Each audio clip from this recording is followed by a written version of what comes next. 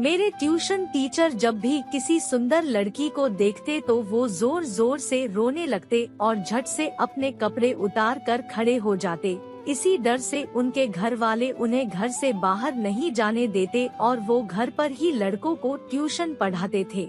एक दिन मुझे कोई टीचर न मिलने पर मैं उनके पास पढ़ने के लिए चली गई। उन्होंने मुझे देखते ही वही हरकत शुरू कर दी और तब तो मेरी जान निकल गई जब उन्होंने। मेरा नाम पिंकी है। मैं एक ऐसे परिवार में पैदा हुई थी जहां पर पढ़ाई लिखाई से ऊपर कुछ भी नहीं माना जाता था। मेरे पिताजी भी पढ़ाई लिखाई करके एक अच्छी जॉब करके रिटायर हुए थे और मेरी माँ भी एक रिटायर्ड टीचर थी। मैं और मेरी छोटी बहन अपने माता पिता की 2 संतानें थी। हम पर भी इस कदर पढ़ाई का जुनून घर वालों ने चढ़ा रखा था कि पढ़ाई के अलावा कुछ भी ना दिखाई देता। मैं इस बात को समझती थी कि पढ़ाई करना बिल्कुल सही है और पढ़ाई करने से ही अपने पैरों पर खड़ा हुआ जाता है। लेकिन इस कदर जो जुनून मेरे माता पिता के सर पर था उसे तो शायद एक सनक ही कह सकते थे। अपने माता पिता से मैं और मेरी छोटी बहन बहुत ज्यादा डरते थे। मैं अपनी छोटी बहन को संभालती थी क्योंकि माता पिता से तो इस चीज की उम्मीद नहीं लगाई जा सकती। मैं स्कूल पास करके कॉलेज के फर्स्ट ईयर में थी और मेरी छोटी बहन 7th क्लास में थी। अपनी बहन को पढ़ाई लिखाई करवाना भी मेरा ही काम था। कॉलेज में पढ़ाई के दौरान अगर कभी भी गलती से भी एक आधा नंबर कम आ जाता तो मुझे घर पर ऐसी सजा दी जाती थी जैसे मानो मैंने किसी का खून कर दिया हो। मेरे पिता और माँ पर पढ़ाई का इस कदर जुनून था कि उन्हें पढ़ाई के अलावा कुछ भी दिखाई नहीं देता था। हम लोगों का खाना पीना तक बंद कर देते इसी जुनून में कि हमें सिर्फ पढ़ाई ही करनी है। हमारे घर में टीवी या मोबाइल जैसे तो कोई भी चीज देखने को भी नहीं मिलती थी। एक मोबाइल था जो मेरे पिता के पास था और वह हम लोगों को कभी भी नहीं देते थे। वह मोबाइल सिर्फ पिताजी इस्तेमाल करते थे या मेरी माँ कभी कभार मेरे ननिहाल बात करने के लिए इस्तेमाल कर लेती थी। लेकिन मुझे और मेरी छोटी बहन को तो मोबाइल से बात करना तो दूर, आसपास भी भटकने नहीं दिया जाता था। सिर्फ पूरा दिन पढ़ाई करो, सुबह उठते ही स्कूल और कॉलेज के लिए निकल जाना और वापस आकर खाना भी पूरा नहीं खाने देते। उससे पहले ही डांटना शुरू कर देते कि तुम लोग पढ़ाई करती भी हो या नहीं, यूं ही खाने पीने पर समय बर्बाद करती रहो। और हम लोगों को धक्के देकर कमरे में बंद कर देते और कहते कि पढ़ाई करो। हम लोग अपने माता पिता के साथ खुद को महफूज नहीं समझते थे, हालांकि हमें पता था कि वह लोग हमारी भलाई के लिए ही करते हैं। लेकिन ऐसी भलाई क्या जिसमें हमें अच्छे से खाना पीना भी ना नसीब हो पाए। पूरा दिन और पूरी रात हमसे पढ़ाई ही पढ़ाई करवाते थे। मेरी बहन बहुत राटी थी, बेचारी इस कदर पढ़ाई नहीं कर पाती थी। उसका खेलने कूदने का मन भी करता था और कभी कभार टीवी में कार्टून देखने का भी मन करता। मैं उसकी मजबूरी को समझ सकती थी लेकिन पूरा नहीं कर सकती थी क्योंकि मैं खुद मजबूर थी माता पिता जी के आगे। एक दिन मेरी छोटी बहन अनु की तबीयत खराब हो गई। शायद मुझे तो उसकी तबीयत खराब होने के पीछे सिर्फ यही लगा कि सेहत का पूरा ध्यान ना रख पाना और दिन भर सिर्फ पढ़ाई का प्रेशर ही इसी का कारण है। लेकिन मेरे माता पिता ने उसे दवाई के बारे में पूछने से पहले यही पूछा कि क्या तुमने यह चैप्टर कंप्लीट कर लिया है। मुझे अपने माता पिता पर गुस्सा आया और मैंने हिम्मत करके माँ और पापा से बोल दिया कि आप लोग देख नहीं रहे हो कि छोटी को कितना तेज बुखार आया है, इसमें भी आप पढ़ाई का ही जिक्र कर रहे हो। थोड़ी तो शर्म कीजिए, इसे अच्छे डॉक्टर को दिखाइए, कुछ दिन आराम करने दीजिए ताकि यह अपनी तबीयत में सुधार कर सके और फिर बाद में अच्छे से पढ़ाई कर सके। इस हालत में यह पढ़ाई नहीं कर सकती, इस चीज को आप समझते क्यों नहीं हो। शायद मेरी यह बात पिताजी को इतनी बुरी लग गई कि उन्होंने तो मुझे ही सजा दे डाली। वह जोर जोर से चिल्लाने लगे और कहने लगे कि हम तुम्हारे माँ पापा हैं, हम लोग तुम्हारा बुरा नहीं चाहते हैं। अगर तुम लोगों को अच्छे रास्ते पर लेकर जा रहे हैं तो इसमें तुम्हें हम ही गलत लगते हैं। तुमने आज मेरे सामने बोलकर अच्छा नहीं किया, इसीलिए तुझे सजा मिलती है। और तेरी सजा यह है कि तू आज पूरी रात पढ़ाई करेगी और सवेरे कॉलेज भी जाएगी। अब तो मैं पूरी तरह से थर थर कांपने लगी कि पूरी रात में कैसे पढ़ाई कर सकती थी और दिन में पूरा दिन कॉलेज में इतनी भागदौड़ और पढ़ाई का प्रेशर मुझे इस कदर थकान कर देता था कि रात में मुझे बहुत जल्दी नींद आ जाती थी। लेकिन जैसे तैसे मैं 12 बजे तक पिताजी के आदेश के अनुसार पढ़ाई कर लेती थी। लेकिन आज जो पिताजी ने मुझे सजा दी थी वह तो मेरी समझ से ही बाहर थी। लेकिन खैर मुझे पढ़ाई करनी पड़ी। दूसरे दिन स्कूल कॉलेज में जाकर मेरी सहेली मुझे बताने लगी कि तुम पढ़ाई कितने बजे तक करती है। तभी मैं उसे कहने लगी कि मेरे पढ़ाई करने का कोई समय नहीं है, बल्कि तू तो मुझसे यह पूछा कर कि मेरे पढ़ाई ना करने का समय कौन सा है। वह कुछ समझी नहीं। उसने कहा कि यह क्या बोल रही हो, मुझे तो कुछ समझ में नहीं आ रहा। तभी मैंने कहा कि खैर छोड़, इन सब बातों से तेरा कोई लेना देना नहीं है, ना ही तुझे कुछ समझ में आएगी। तू अपना बता कि तू कितने घंटे पढ़ाई करती है। तभी मेरी सहेली कहने लगी कि मुझे तो मेरे माँ पापा ने साफ बोल दिया है कि कॉलेज से आने के बाद 2 घंटे आराम किया करो और फिर 2 घंटे पढ़ाई किया करो और रात को 2 घंटे पढ़ाई करने के बाद सो जाया करो, क्योंकि नींद भी बहुत जरूरी होती है। और दिन में भी 2-3 घंटे पढ़ाई कर लिया करो। इस तरह 24 घंटों में से मुझे 3 या 4 घंटे ही पढ़ाई करने दिया जाता है। और वैसे भी अगर मेरा मन नहीं होता तो मैं यह भी नहीं करती हूँ। मुझ पर कोई भी जोर जबरदस्ती नहीं करता। सब यही कहते हैं कि जोर जबरदस्ती करने से किसी का भी पढ़ाई में मन नहीं लगता। और सब कुछ समझ में तभी आता है जब पढ़ने वाला कंफर्टेबल हो। लेकिन मैं उसकी बातें सुनकर सपने लेने लगी कि काश यह सब हमारे साथ भी हो जाए। मेरे माता पिता तो हम लोगों का कंफर्ट कभी देखते ही नहीं है। खैर अब यह सब सोचने का क्या फायदा था, क्योंकि मैं अपने माता पिता को तो कुछ समझाने से रही और ना ही उन्हें कुछ समझ में आने वाला था। ऐसे ही दिन निकलते गए। एक दिन पिताजी ने आकर मुझसे कहा कि तुम्हारे लिए एक ट्यूशन का इंतजाम कर दिया है, तू आज से ही ट्यूशन जाना शुरू कर दे और वहाँ भी पढ़ाई किया कर। अब तो मैं और भी दुखी हो गई, क्योंकि पूरा दिन कॉलेज में पढ़ाई करने के बाद घर में मुझे एक पल भी सांस नहीं लेने दिया जाता था। अगर मेरे हाथ में से किताब 1 मिनट के लिए भी साइड होती तो पिताजी का गुस्सा 7वें आसमान पर होता था और उन्हीं का साथ देने के लिए माँ हमेशा उनके साथ खड़ी रहती थी।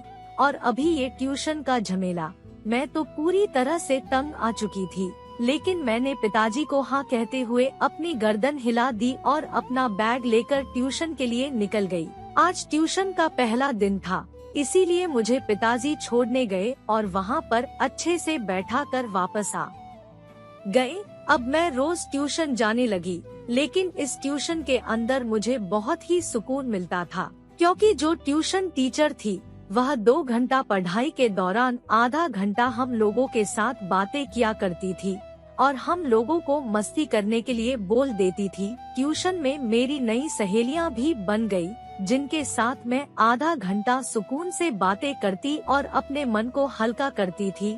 मुझे बहुत अच्छा लगता था कि ये पढ़ाई के साथ इतना मनोरंजन करवाते हैं, इस वजह से पढ़ाई में मन भी लगता है।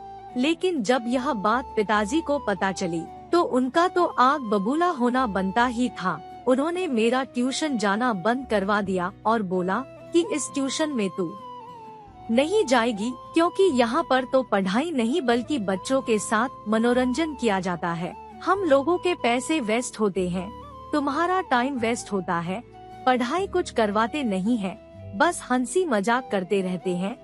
यह कोई ट्यूशन थोड़े ही है। मैंने पिताजी को बहुत समझाने की कोशिश की कि हम लोग वहाँ पढ़ाई ही करते हैं, बस थोड़ा पानी और बाथरूम के लिए समय निकलता है, उसमें हम लोग हंसी मजाक कर लेते हैं, इसमें क्या जाता है। सब बच्चों का माइंड फ्रेश हो जाए, इसके लिए टीचर यह सब करती है। लेकिन पिताजी को यह सब कहाँ समझ में आने वाला था। उनके मन में तो इस कदर सनक पैदा हो चुकी थी कि बस पढ़ाई पढ़ाई और पढ़ाई। और उन्होंने जब ट्यूशन बंद करवा दिया तो कुछ दिन ऐसे ही निकले। अब पिताजी ने आकर कहा कि तुम्हारे लिए नई ट्यूशन का इंतजाम कर दिया है और हमारी गली से तीसरी नुक्कड़ वाली गली पर ही उस ट्यूशन टीचर का घर है। तुम्हें वहाँ जाकर ही पढ़ाई करनी पड़ेगी। वह ज्यादा अच्छी पढ़ाई करवाता है।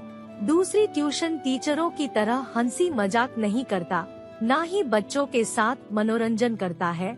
इसीलिए तू उनके पास पढ़ेगी और उनके परिवार में उसके माता पिता और कई सदस्य रहते हैं। तुम्हें कोई तकलीफ नहीं होगी। अब मैं वहाँ ट्यूशन पढ़ने जाने लगी। जैसे ही मैंने उस ट्यूशन टीचर को देखा तो मेरे होश उड़ गए, क्योंकि इस ट्यूशन टीचर के बारे में पूरे शहर में बात चली हुई थी। लेकिन मेरे पिताजी को इनके बारे में पता क्यों नहीं चला?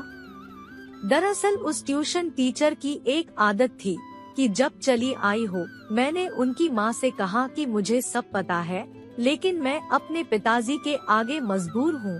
मैं क्या करूँ? मेरे पिताजी ने मुझे जबरदस्ती यहाँ पर ट्यूशन पढ़ने के लिए भेज दिया है और अगर मैं नहीं आती तो वह मुझे सजा दे देते।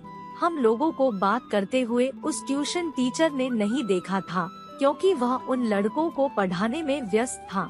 मैं बहुत घबरा रही थी कि ट्यूशन टीचर के सामने कैसे जाऊं।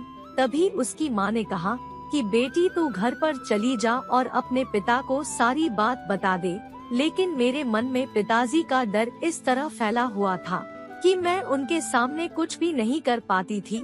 फिर मैंने सोचा कि जो होगा सो देखा जाएगा। मैं हिम्मत करके उस टीचर के सामने चली गई। मुझे अचानक वह देखते ही अपने पूरे कपड़े उतार कर खड़े हो गए और जोर जोर से रोने लग गए। मैं तो पूरी तरह घबरा गई भी। वह किसी खूबसूरत लड़की को देखता था तो अपने पूरे कपड़े उतार देता था और पूरी तरह बिना कपड़ों के होकर जोर जोर से रोने लग जाता था। इसी वजह से उस टीचर के घर वालों ने उसे कभी भी घर से बाहर नहीं जाने दिया। हमेशा घर के अंदर बंद रखते थे और वह पढ़ाई लिखाई अच्छे से करवाता था, जिस वजह से लड़के उसके पास ट्यूशन पढ़ने के लिए आ जाया करते थे। लेकिन लड़कियां उनके पास आए, इस चीज की तो सख्त मनाही थी। लेकिन मेरे पिताजी ने तो मुझे बिना पता किए यहाँ भेज दिया था। मैंने उस ट्यूशन टीचर के बारे में सब कुछ सुन रखा था, इसलिए उन्हें देखते ही मैं तो घबरा सी गई। उस टीचर की यह कैसी आदत थी, इसके बारे में तो आज तक कोई भी पता ना लगा पाया। मैं डरती डरती अंदर गई। तभी उस टीचर की माँ मेरे पास आई और बोली कि बेटा तुम्हें क्या इनके बारे में पता नहीं है, जो हमारे घर में और अपनी आंखों पर हाथ रखते हुए उस कमरे से बाहर आ गई। वहाँ पर बैठे ट्यूशन पढ़ रहे सारे लड़के उठ खड़े हुए और कमरे से बाहर आ गए। उस टीचर के घर वालों ने उन्हें संभाला और जैसे तैसे कपड़े पहनाकर वापस से पानी वगैरह पिलाया और बैठा दिया। उसकी माँ गुस्से से मेरे पास आई और बोली कि तुझे बोला था ना मत जा, या मिल गया तुझे यह सब करके। मैं कुछ ना बोली और घबराती हुई घर पर आ गई। घर आकर माँ पिताजी ने मुझे वापस आने का कारण पूछा तो मैंने हिम्मत करके सब कुछ बता दिया। पिताजी ने कहा कि ऐसा भला कैसे हो सकता है, लेकिन माँ मेरी बात समझ चुकी थी। उन्होंने पिताजी को समझा दिया और पिताजी ने कहा ठीक है, तुम्हारे लिए कोई और ट्यूशन टीचर का बंदोबस्त करते हैं। इतने में तुम घर पर ही पढ़ाई करो। मैं अपने कमरे में चली गई, लेकिन मेरे आंखों के सामने वही नजारा आ रहा था। आखिर क्या बात थी उस ट्यूशन टीचर के अंदर जो वो ऐसे करता था? क्या उसकी दिमागी हालत ठीक नहीं थी?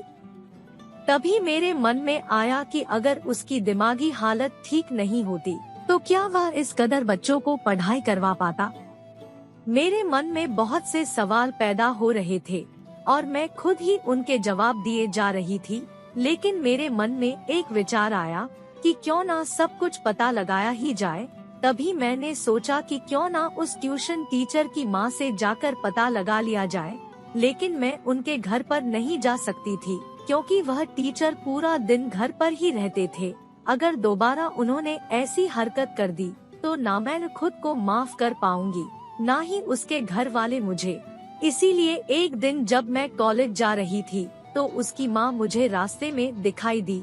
मैं उनके पास जाकर बोली, आंटी जी मुझे सब कुछ जानना है, आप मेहरबानी करके मुझे बता दीजिए। तब उसकी माँ बोली कि बेटा यह सब बताने वाली बात तो नहीं है, लेकिन अगर तुम इतना जिद कर रही हो तो तुम्हें बता ही देती हूँ। दरअसल मेरे बेटे का नाम रमेश है। इसकी शादी 4 साल पहले हुई थी। ये अपनी पत्नी से इतना प्यार करता था कि उसके लिए कुछ भी करने को तैयार था, लेकिन वह औरत इसको सुख ना दे पाई। इसे हर समय तंग करती थी और इसे धोखा दे रही थी। हम लोगों के पास पैसे होने की वजह से वह पैसों के लालच में शादी करके आ गई और मेरे बेटे को बेवकूफ बनाती रही।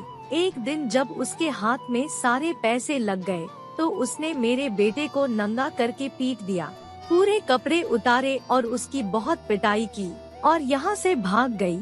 हम लोगों ने बहुत कोशिश की कि उसे सजा मिले, लेकिन कुछ ना बन पाया। उस दिन के बाद से मेरे बेटे के दिमाग में इस कदर डर फैल गया है कि जब भी वह किसी सुंदर औरत या लड़की को देखता है तो उसे लगता है कि सब उसके साथ उसी तरह धोखा करेंगे। इसीलिए वो अपने कपड़े उतार देता है और जोर जोर से रोने लग जाता है। अब तो उनकी सारी बातें सुनकर मुझे बहुत बुरा लगा, क्योंकि ट्यूशन टीचर बेचारे के साथ कितना बुरा हुआ। पता नहीं उसके मन पर क्या बीती होगी, और इस कदर उसके मन में डर फैल चुका था कि वह मजबूर था ऐसी हरकत करने पर। खैर, अब तो मेरे पास भगवान से दुआ करने के अलावा कुछ ना बचा। मैं चुपचाप कॉलेज चली गई और मन में सोचने लगी कि भगवान उसे जल्दी से ठीक कर दो, क्योंकि उसके साथ धोखा हुआ है। मेरे दिल से उस औरत के लिए बद्दुआ निकल रही थी जिसने इतने भले इंसान के साथ ऐसा किया। इन्होंने तो उनसे कितना प्यार किया था, उनके लिए अपनी जान देने को तैयार थे, लेकिन उसने तो धन के लालच में आकर इन्हीं को लूट लिया और चंद पैसों के लालच में इस इंसान को इस कदर बना दिया। उस सर की माँ ने बताया था कि मेरा बेटा पढ़ाई लिखाई में बहुत आगे था और बहुत अच्छी पढ़ाई करवाता था। मेरे मन में ख्याल आया कि इतना पढ़ा लिखा इंसान पता नहीं आगे जाकर कितने अच्छे काम करता, लेकिन उसकी किस्मत ने और उस औरत ने उसके साथ ऐसा कर डाला जिसकी वजह से वह कभी खुद को संभाल ना पाया और उसकी यह हालत हो गई। उसकी इस हालत के जिम्मेदार सिर्फ वो औरत थी। तभी मेरे मन में आया कि अगर उसे इतना ही पैसों का लालच था तो वहाँ पैसे लेकर भाग जाती। इस बेचारे के साथ इतना कुकर्म क्यों किया? इसने तो सिर्फ यही गलती की थी कि उससे सच्चा प्यार कर बैठा, और क्या सच्चे प्यार करने वालों के साथ ऐसा ही होता है? अब तो मेरा भी प्यार से भरोसा उठ चुका था। मेरे मन में भी इस कदर डर बैठ गया था कि प्यार करने से सच में ऐसा कुछ होता है। एक औरत होकर इतनी बेरहम कैसे हो सकती है? अब तो बार बार उस टीचर का चेहरा मेरे सामने आ रहा था और उनके लिए दुआ निकल रही थी कि भगवान किसी भी तरह उनको ठीक कर दे, क्योंकि पूरे शहर में उनकी मजबूरी की वजह से मजाक बना हुआ था। सब लोग उनका मजाक बनाते थे और वह घर से बाहर भी नहीं निकल पाते थे। उनकी मजबूरी कोई भी नहीं समझ रहा था, ना ही उनको दुख को कोई देख रहा था। बस लोगों को तो बातें मिल गई थी जो उस सर के बारे में पता नहीं किस तरह की बनाते थे। उस इंसान के दिल पर क्या बीत रही थी, इस बारे में तो कोई भी अंदाजा नहीं लगा सकता था। मैंने उस टीचर के माँ को बहुत समझाया कि हम लोगों को पुलिस में रिपोर्ट करवानी चाहिए, लेकिन उनकी माँ ने कहा कि अब उस बात को बीते हुए बहुत समय हो गया है। हम लोग नहीं चाहते कि गड़े मुद्दे उठाए जाएं, इसलिए हम लोग इस बात को वहीं पर रफा-दफा कर चुके हैं। मैंने उन्हें कहा कि ऐसे रफा-दफा करने से आपके बेटे की हालत में सुधार तो नहीं आ जाएगा।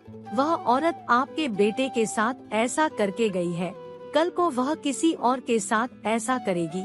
इसीलिए आपको उसे सजा देनी चाहिए और ऐसे हार नहीं माननी चाहिए। मैंने बड़ी मुश्किल से उनका साथ देने का फैसला किया था और उन्हें इस कदर करने के लिए समझाया था, क्योंकि मैं खुद मजबूर थी। मेरे पिताजी के आगे मैं कुछ भी नहीं कर सकती थी। यह जो सब कर रही थी, मैं अपने पिताजी से छुपके कर रही थी।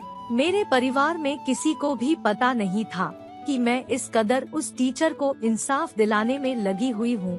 खैर, उसके परिवार वाले मान गए और हम लोगों ने पुलिस में रिपोर्ट करवाई। ज्यादा समय नहीं लगा, उस औरत को पकड़ में ले लिया गया और उसने अपना जुर्म भी कबूल कर लिया। हम लोगों को जो बात पता चली उसके बाद तो हमारे होश ही उड़ गए।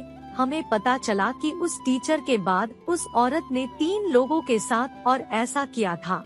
अलग अलग शहर में जाकर वह लोगों को लूटती और उन लोगों को ऐसी हालत में करके छोड़ देती। दरअसल लोगों को उसके जाल में फंसते हुए ज्यादा समय नहीं लगता, क्योंकि दिखने में सुंदर होने की वजह से हर कोई उसे प्यार कर बैठता और वह उस प्यार का फायदा उठाकर उन लोगों के साथ ऐसी हरकत कर भाग जाती।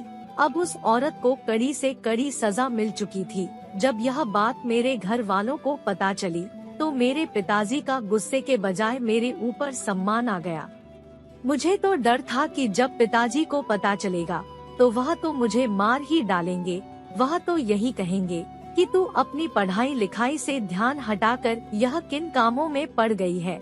लेकिन आज तो सब कुछ उल्टा हो रखा था। मेरे पिताजी ने मेरे सर पर हाथ रखा और कहा कि तुमने बहुत अच्छा काम किया है, हम लोगों को तुम पर गर्व है। और उस दिन के बाद से पिताजी ने हम लोगों के ऊपर से वह सनद भी हटा दी।